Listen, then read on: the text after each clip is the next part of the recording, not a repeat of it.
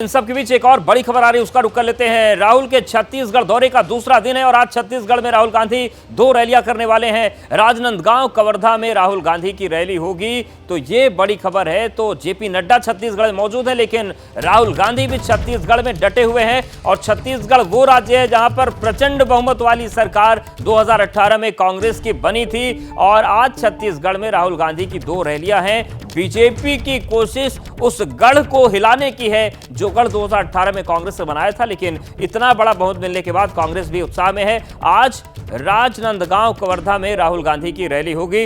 हमारे साथ जैनेंद्र बने हुए। जैनेंद्र, जिस तरीके से मध्य प्रदेश और छत्तीसगढ़ में बीजेपी आलाकमान का फोकस सबसे ज्यादा दिख रहा है इन 5 राज्यों के चुनाव की बात करें, क्या इसकी वजह यह है कि छत्तीसगढ़ में मजबूती 2018 में बन गई थी और मध्य प्रदेश में जिस तरीके के हालात बने वहां पर भी माना जा रहा है कि बड़ी कठिन टक्कर होगी?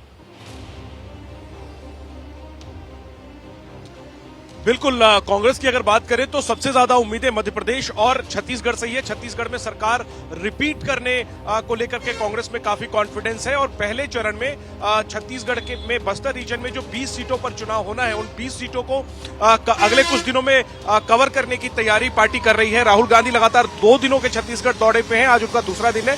कल उन्होंने 2 रैलियां की थी और आज जो 2 रैलियां कर रहे हैं बहुत महत्वपूर्ण इलाके हैं। एक तो राजनांदगांव है जहां जो रमन सिंह का इलाका है, पूर्व मुख्यमंत्री और बीजेपी के सबसे बड़े नेता छत्तीसगढ़ के, और दूसरा कवर्धा इलाका है, वहां पर मोहम्मद अकबर जो मंत्री हैं बघेल सरकार में, वो वहां से लड़ते हैं।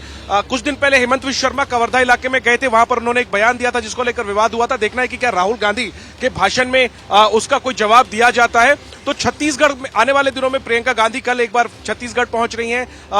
1 तारीख को कांग्रेस अध्यक्ष मल्लिकार्जुन खड़गे को बस्तर के इलाके में एक सभा करनी है। तो कांग्रेस जो है पहले चरण में जो 20 सीटें हैं उसको लेकर के पूरी फोकस्ड है और चाहती है कि चुनाव प्रचार थमने से पहले सभी जो बड़े नेता हैं, खासतौर पे जो टॉप 3 चेहरे हैं कांग्रेस के, उनकी सभाएं इस तरीके से हो जाएं कि सभी 20 सीटें पहले चरण की कवर हो जाए। मध्य प्रदेश में एंटी इनकम्बेंसी की वजह से कांग्रेस को उम्मीद है कि सरकार वापसी करेगी, माफ करिए, सरकार सत्ता में आएगी एक लंबे अंतराल के बाद।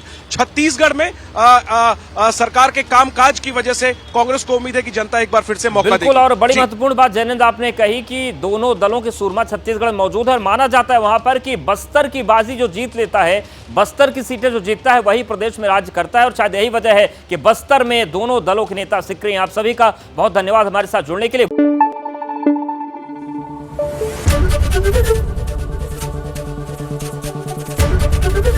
एबीपी न्यूज आपको रखे आगे।